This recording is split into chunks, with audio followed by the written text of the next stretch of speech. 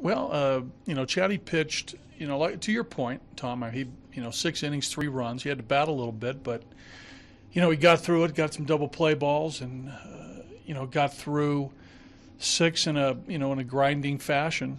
But, in a lot of cases, that's good enough to, get a win or put us in a position to win. So to your second part of that question, I think we have to, sort of combine the pitching with the hitting.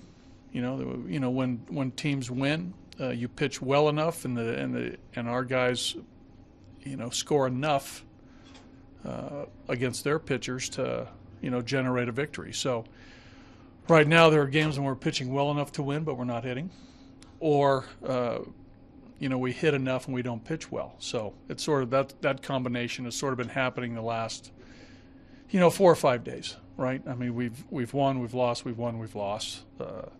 So we got to string it together a little bit on both sides where we pitch well every night. We get a good effort from the starter, and we start scoring a little bit, from our position players. To your point, get on a roll. And we've seen that, right, for the better part of this season. But it hasn't happened the last couple of weeks. Can you put your finger on anything that you think's missing with the offense right now? We talked a couple games ago, it's that one big break open inning hit. Is that, in your mind, kind of the key? No, I think that that would help if we got a key hit at the big time, and that gets you a couple runs. But I think overall we have a number of guys who are not. Whether it's they're not seeing the ball, they're a little bit late, their timing's off, they're just not in a good spot.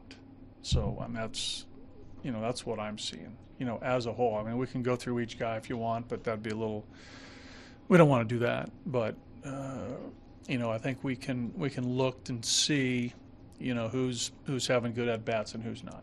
But your squad only drew 1 walk today. Is that more on their pitching, or is that a little bit of over? Again, I got to look at maybe at the video to see where all those pitches were. I know that the last guy, the 2-inning of Iglesias was pretty good. Looks like he was around the plate. Lorenzen was around the plate.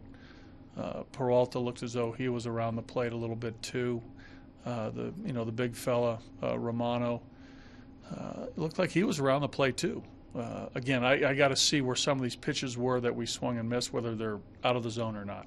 So I can't answer that. You probably had a better viewpoint than me. I don't want to go through every hitter, but Cargo. Right. Yeah, Again, with Cargo, I've seen him from the other side, a lot of years, Mark. Seen him from the other side a lot of years, and he can be super dangerous, as you know. I mean, you look at the track record.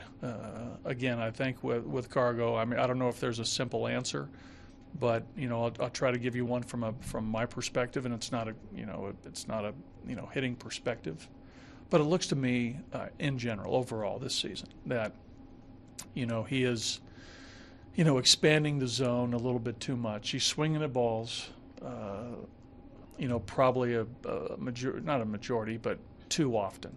And, probably in his desire to get hits, hitters become more aggressive. And I think, again, he might be able to answer this better than I, but that's what I'm seeing. I'm seeing an expansion of his hitting zone, which I think always leads to trouble. And, pitchers at the big league level see this, pitching coaches, pitchers, watch this, and I think over this 3-month period, I think they're taking advantage of his desire to get hits and get on track. Romano had 1 start 3 months ago in the big leagues. Right. Obviously, he did very well today. Was it a function of unfamiliarity, or was he just throwing strikes? I think he was probably throwing strike. It's a big arm. It's a big arm with a nice angle.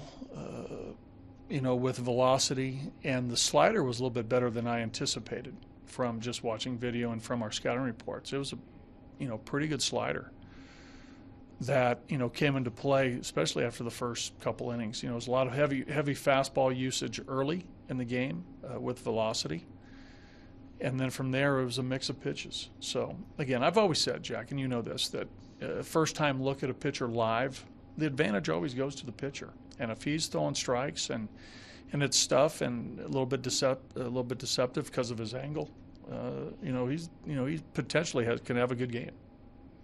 You mentioned the hitters not seeing the ball as well. Swings are a little slower. Is Right. that just the grind in the first half? That's part of what teams go through. I think that to sustain hitting for 6 straight months and 162 straight games, doesn't happen. That's where you like to have as many consistent hitters as possible. I do think we have that group, but presently it's not happening. I've heard a lot of guys say no need to panic, long season. Not saying you need to panic. Right. At some point, is it okay to be frustrated? Is it okay for someone Yeah. to say we need Oh to no, do I this? think every night there are times when you'll find one of 25 players frustrated, in their performance. Could be. Players are very competitive, right? They have a lot of pride.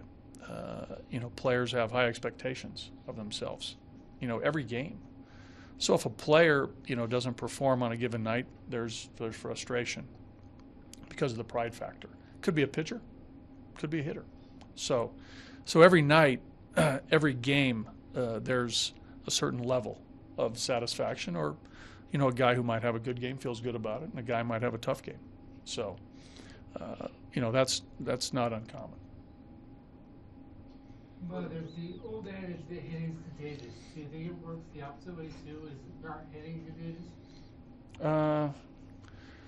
Maybe, because I think when you don't hit, I think guys have a tendency to try a little harder, because they know what's happening. They know what's happening in that moment and present.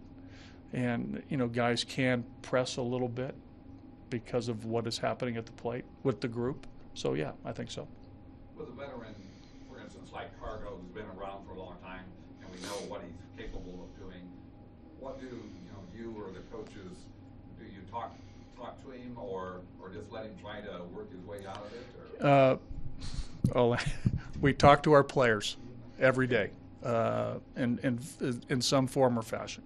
We talk to them all the time, whether it's a pitcher, whether it's a position player. But yeah, I mean, from the time the player gets to the ballpark, and a lot of times that's 1 PM, as you guys know, until for a night game, 11 o'clock at night. There is dialogue. There's time in the cage. There's time in the video room. There's time in my office. There's time that we do talk to players. To answer your question. Buddy, obviously you like the results from Tapia's first chance leading off in the big leagues, but how about the approach? Is that something you think he could settle into that role? Well, he's done it as a minor league player, so I mean, he's a young developing player who, in time could be a Colorado Rocky for a long time. We'll see, but so far so good for Rummel.